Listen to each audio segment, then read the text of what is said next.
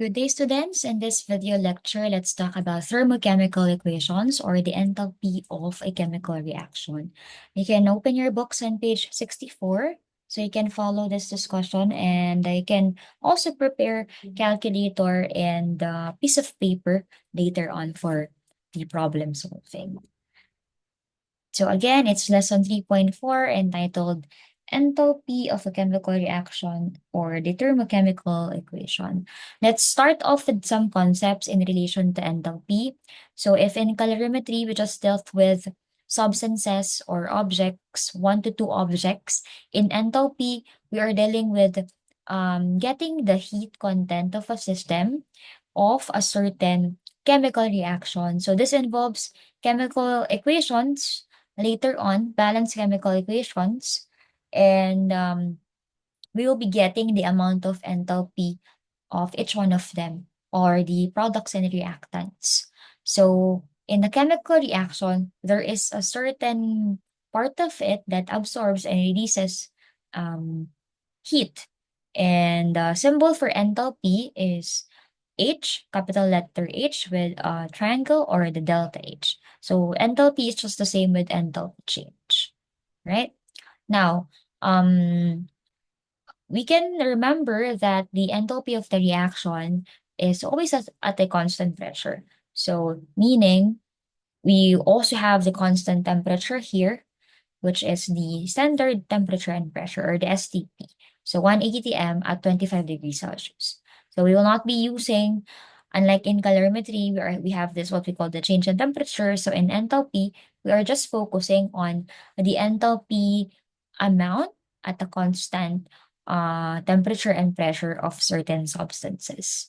Now, here are some of the other things to remember in terms of the chemical or the thermochemical equation and the enthalpy. Again, delta H is the representation of the enthalpy, or simply we can say that enthalpy is the heat that is being absorbed or released in a chemical reaction. Now, the delta H or the enthalpy is directly proportional with the number of moles in a substance. And again, the number of moles, if we can remember, how do we know the number of moles in a chemical reaction? By the number of coefficient of that certain compounds in a chemical reaction. Since delta H is dependent on the number of moles, if we double the enthalpy or we double the number of moles, the enthalpy will also be doubled. And if we divide it into half, the enthalpy will also be divided into half if the number of moles is decreased into half. The next one is the one that can affect the enthalpy, aside from the number of moles, is the physical state. If it's a liquid, a gas, aqueous solution, or solid. So meaning that the liquid form of, let's say, water, the liquid form of water's enthalpy is negative 286, and it's a little bit lesser, than the gaseous water formation. So later on, we will see that this amount will be affecting how we compute for the change in enthalpy. And in connection with the exothermic and endothermic reaction, it's just the same. If it's negative, it's exothermic, heat is released. If it's positive, it's endothermic, it's heat absorbed. And if we reverse the reaction, it flips the sign of the delta H or the enthalpy. So negative, either negative or positive only. So with that, um, let's have the formula for calculating the enthalpy of the reaction at standard temperature and pressure.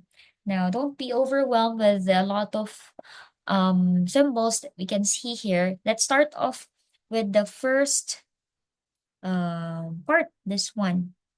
Let me just annotate on this. Okay, so let this equation be the equation of a chemical reaction. So, meaning the small letters that we can see here in a chemical reaction that is represented by the coefficient or the number of mole.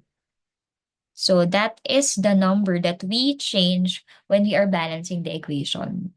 So let those small letters be the coefficient, and the big letters are the compounds, or let's say the elements may be in a certain chemical reaction.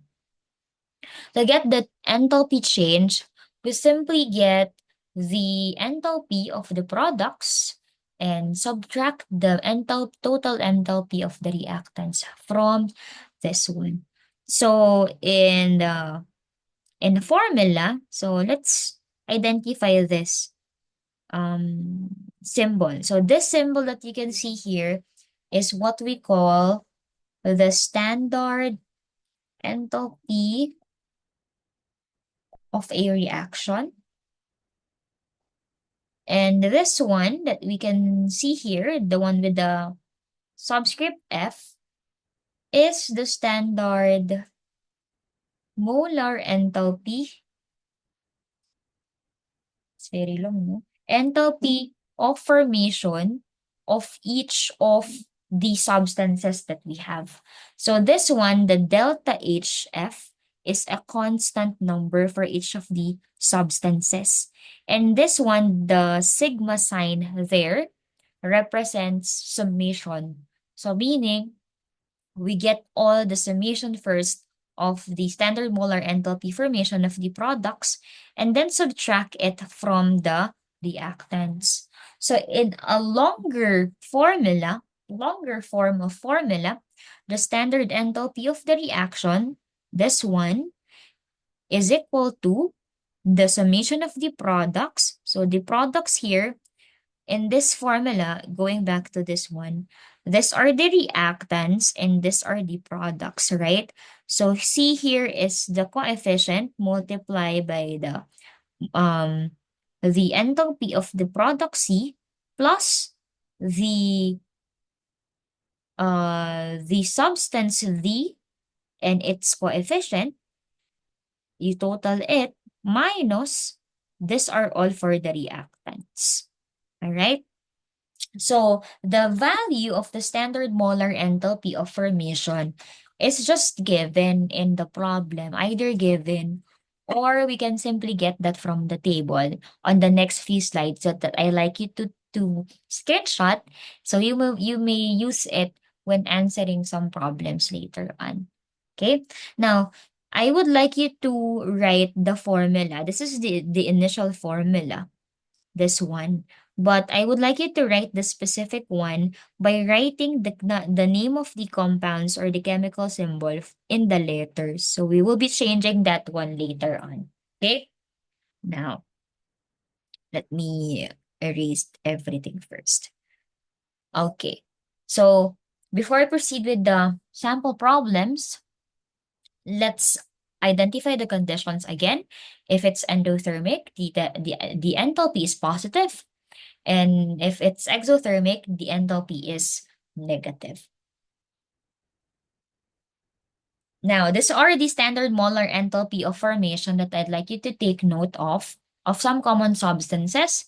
It's measured in kilojoules per mole since we are looking at the moles of the substance in a chemical reaction. So you can take a screenshot of this for later's solving, as well as this one. All right. Now, let's start with the simple problem wherein the standard molar enthalpy of the substances is already given. So from the thermodynamic data, calculate the standard enthalpy change of the reactions at 25 degrees Celsius. So remember that we are working on an STP, standard temperature and pressure, and we are just focusing on the enthalpy of the substances, the heat transfer and absorbed in a chemical reaction. So we just ignore the 25 degrees Celsius there and just focus on the table here on the left side, which is the standard molar enthalpy formation of each of the compounds. So this is our formula.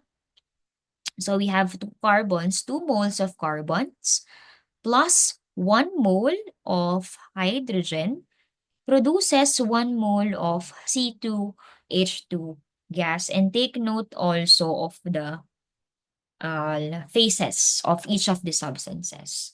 Now, let's try to write by hand the full formula from the formula that we have earlier. So remember, this is just simply, we have the enthalpy of the reaction is equal to the summation of the standard molar enthalpy of the products plus, rather minus, its subtraction, minus the summation of the standard molar enthalpy of the reactants.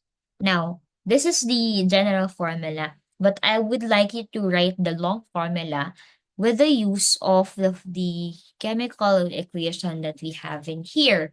So given that, so we write the formula as the standard molar enthalpy of the reaction is equal to, you start with the products first. So you start with here. So you only have one product. So we have 1 mole multiplied by the standard molar enthalpy of C2H2. And again, we only, this is the formula first, no? We will be getting the amount of the enthalpy of each of part of this from the table here. No? If the table is not given, the one that I asked you to screenshot, you will be getting your number there. Okay? So it's just simply getting the amount from the table or the given itself. Now, since we only have one sub product, we don't have any summation here. We don't have to add anything. Now we subtract the amount of the reactants, which is the C graphite here and H2. So we multiply 2 moles of the standard molar enthalpy of carbon, can write parentheses also there, plus 1 mole of the standard molar enthalpy of the H2. You put a bracket. So with that, we can substitute the values of this based from the table that we have. So the standard molar enthalpy of C2H2 coming from this is 200. 1 multiplied 226.7 minus, so we have here 2 multiply the HF of C, which is only 0. That's, by the way, kJ per mole, multiply or plus 1 and also 0 kJ per mole. So this is actually not valid anymore because if you multiply the numbers into 0, so just nothing, right? So we multiply to 26.7 times 1. It's just simply the enthalpy of the reaction is simply 226.7 kJ per mole. All right, so this is our final answer. Let's check if that will be same on our slide here. So remember, 226.7 kJ mole, and that is the same. And the process is endothermic. So this is a very simple problem. Let's try to give another one without the table, and we need to get our answers from the earlier table. All right, we'll go back to that one.